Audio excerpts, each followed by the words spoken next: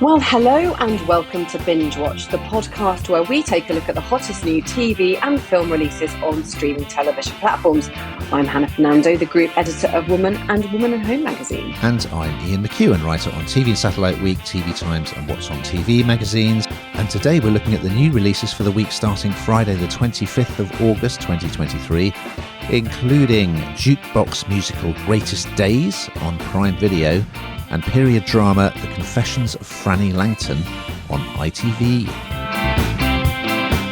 And we'll also be checking out Ruth Wilson's moving drama The Woman in the Wall on BBC iPlayer and the return of sci-fi series Invasion to Apple TV+. But first, Ian, what is in the news? Written by Jack Thorne, the Netflix drama Toxic Town will explore the impact of toxic waste spillages in Corby, Northamptonshire, and star Jodie Whittaker and Robert Carlyle. What else is in the news, Hannah? Well, in Netflix film Fair Play, Phoebe Dynevor and Alden Ehrenreich will play a newly engaged couple who have to hide their relationship at the hedge fund where they work. Of course, like you do. Yeah, we've all been there. Yeah, a strong selection again this week. We're going to start on BBC and BBC iPlayer with a new drama called The Woman in the Wall. And here's a clip. Would any of the women from the laundry had a reason to harm Father Percy? Lorna Brady. She sounds violent. Someone was in here looking for you. She left you something. Hello? Who is that? Tell me where she is. So you can catch this on Sunday and Monday nights on BBC One. It stars the fantastic Ruth Wilson, and it's about Ireland's Magdalen laundries, which have been covered in quite a few films and TV series. And funnily enough, I was actually watching a Dara O'Brien, his stand-up special last night on TV, which is worth a look. I think it's called How Did We Get Here? And in that, he talks about the fact that he, as a baby, was given up in Ireland, and many years later, he set about trying to contact his birth mother. Anyway, it's written by Joe Murtagh. It's a six-parter, and it's set in 2015 in a fictional Irish town called Kilkenure. And Wilson plays Lorna Brady.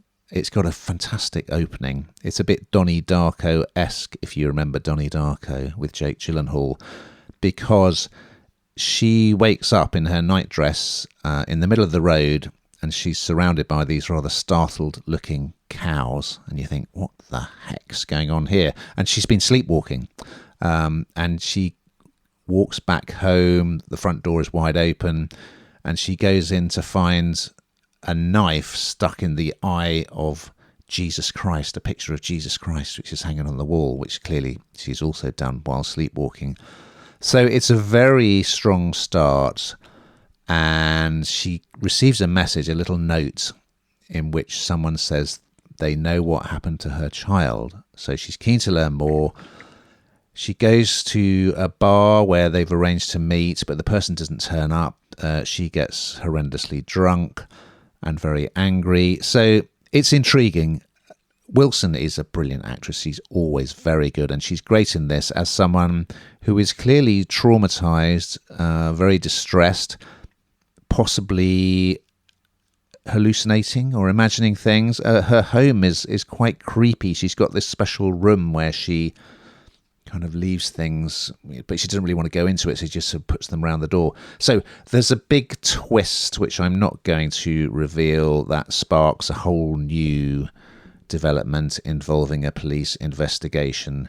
But we're going to get flashbacks to her time in the laundries, in the convent, and we're going to see quite a few scary looking nuns. I thought episode 1 looked great. It's very well written. It's beautifully filmed. It's got a strong cast, so yeah, thumbs up. Really liked it. What did you think, Hannah? I really like this. As you say, Wilson's absolutely amazing, and I, for me, it's just really scary because as a sleepwalker, what do you do when you sleepwalk? I thought the whole thing was very captivating, quite chilling in places, and also the harsh regime that I suppose these days it just doesn't even, it does. Well, you'd like to think it doesn't even exist, and the harsh regime that a lot of women were put through. And so, yeah, I found it quite emotional in places, and definitely one to watch, I think. But I always talk about this, whether it's something you can watch while you're doing something else. You won't want to do anything else when you're watching this, 'cause I think it completely captivates you, and you don't want to.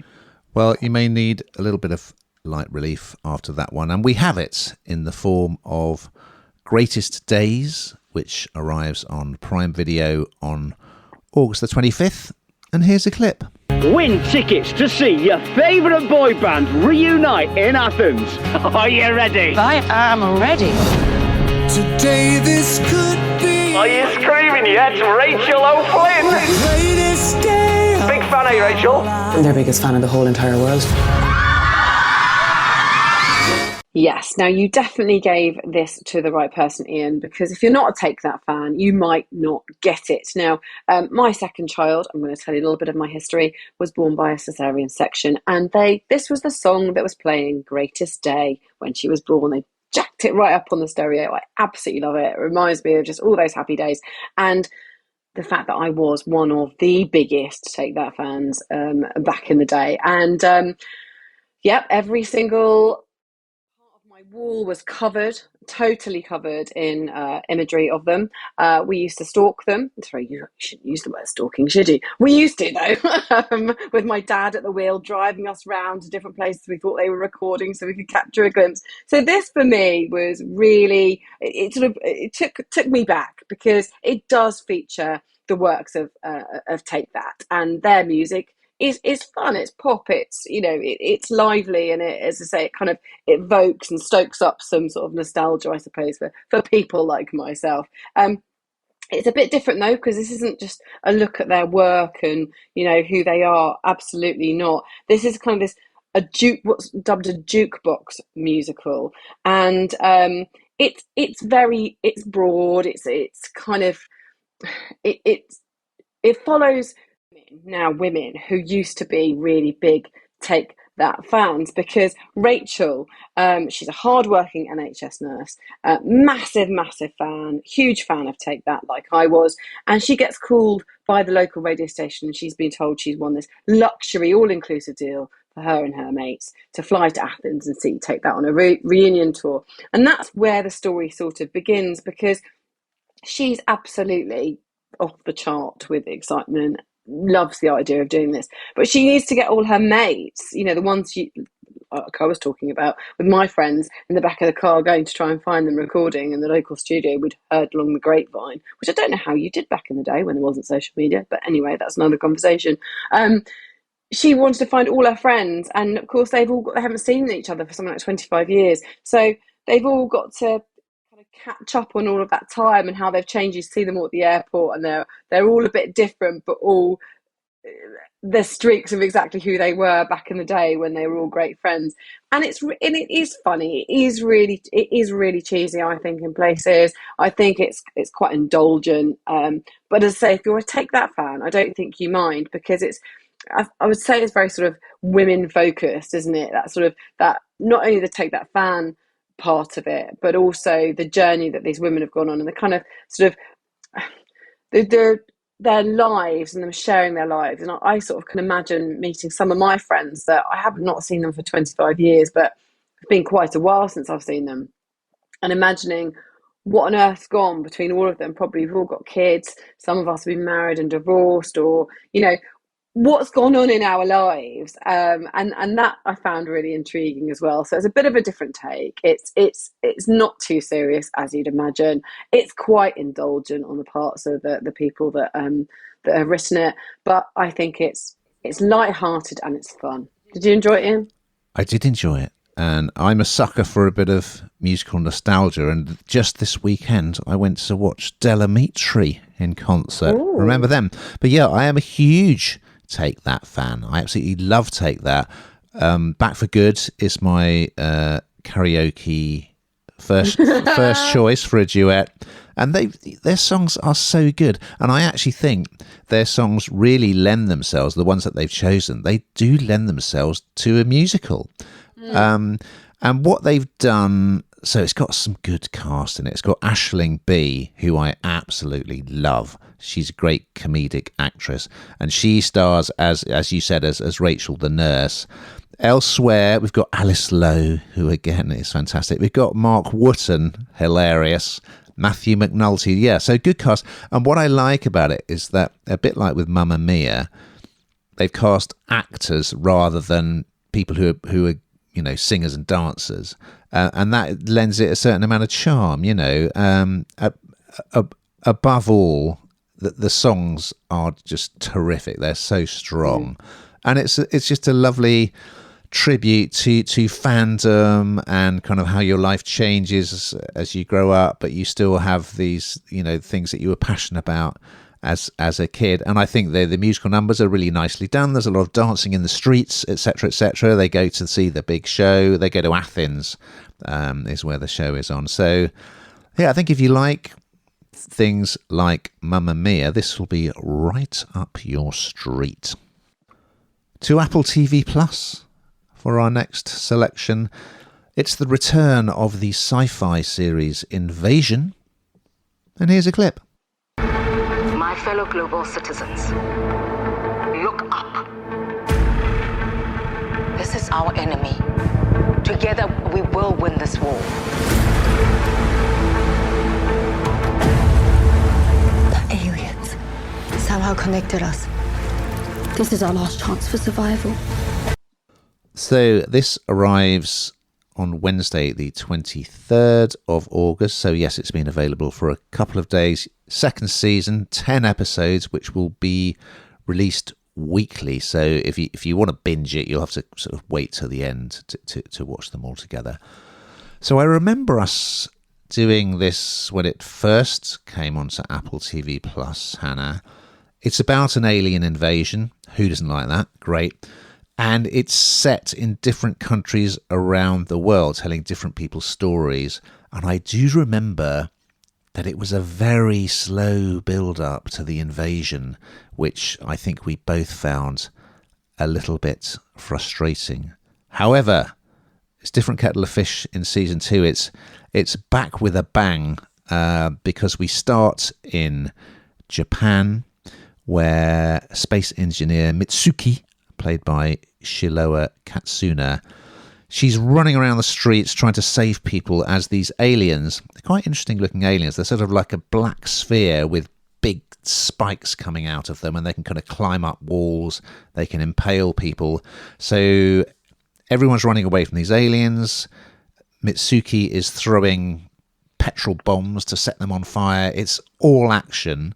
And then suddenly, out of the blue, she is airlifted against her will in a helicopter, because, if you remember, in the first series, she made contact with the aliens because she was trying to locate astronaut Hinata, who's the love of her life and who was missing, believed dead. So now they want to use her abilities because they think the more we can understand about the aliens, the greater chance we have of overcoming them, winning the war. So yeah, different people, again, in different countries, their stories, how they're surviving in this invaded world, including, of course, the grandson of Shakin' Stevens plays one of the characters, which is my favourite detail about this. So, yeah, you probably do. I think you need to watch season 1 to kind of get up to speed. But yeah, it's instantly appealing. You've got these giant ships hanging in the skies.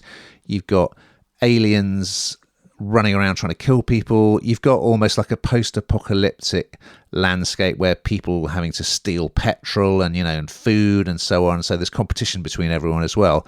So I must admit, second time around, it had more appeal for me because it was really, from the off, very exciting. What do you think, Hannah? Do you like this? It's not something I love, as you well know, but Apple TV Plus does do things very well, doesn't it? And as you say, I think that the first series was a bit of a slow start. It was kind of like, oh, come on, come on, come on. And you're into this immediately. So there's no kind of hanging around and waiting. You're kind of immersed into it straight away. And I can't, despite it not necessarily being a genre that I enjoy, or that I could sort of look out for, I think because of, watching for this pod as much as anything, you kind of make yourself watch things and realise that actually there are elements that you do enjoy and that you do like, and that they are it's kind of evolving, I suppose. And I think this is one of the ones that, well, this series anyway, I should say, I did enjoy it, and I can absolutely see why other people. It's action packed. It's kind of state of the art the way it's being done as well, isn't it? It's really high tech. We're going back in time for a new period drama on ITV1. It's called The Confessions of Frannie Langton. It started on Monday night this week. And here's a clip. This is my story, and it's a story of love. And you are? Frances Langton. I see. Though everyone expected it to be a story of murder, her own mistress massacred right next to her. in truth, no one ever expects any kind of story from a woman like me. Yes, so this was previously shown on ITVX. For anybody who's a fan of ITVX, they may well have caught this before, but now this is coming to ITV1.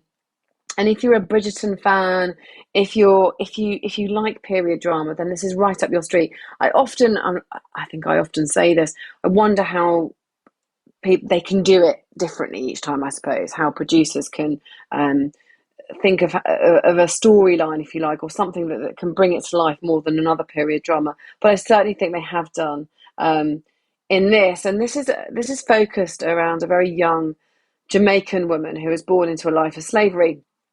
And is latterly accused of murder. She's called Frannie Langton, hence the title, The Confessions of Frannie Langton. And it brings in a whole new element, because she believes that if she was born on a Jamaican plantation, so she didn't have anything. She was kind of in slavery, and she was sent to London. And I think she did believe that London, there was no sort of upper and lower.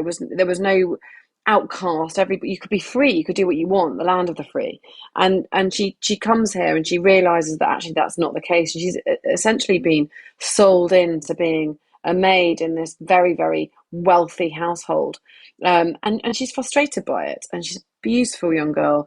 And it's not long before you start to see sort of knowing glances between her and the madam of the house, the woman of the house. And you see that relationship come together. But I don't know if I should give this part away, actually. Maybe I shouldn't. There's a turn of events that means that she is accused of murder.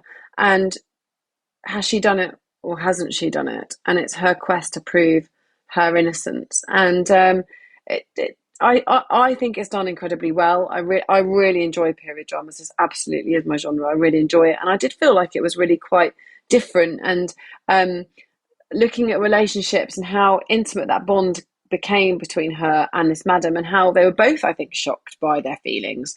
So yeah, for me, I really did enjoy it. And I hadn't seen it on ITVX previously, so it was good. It's one of those ones you want to binge watch. What did you think, Ian?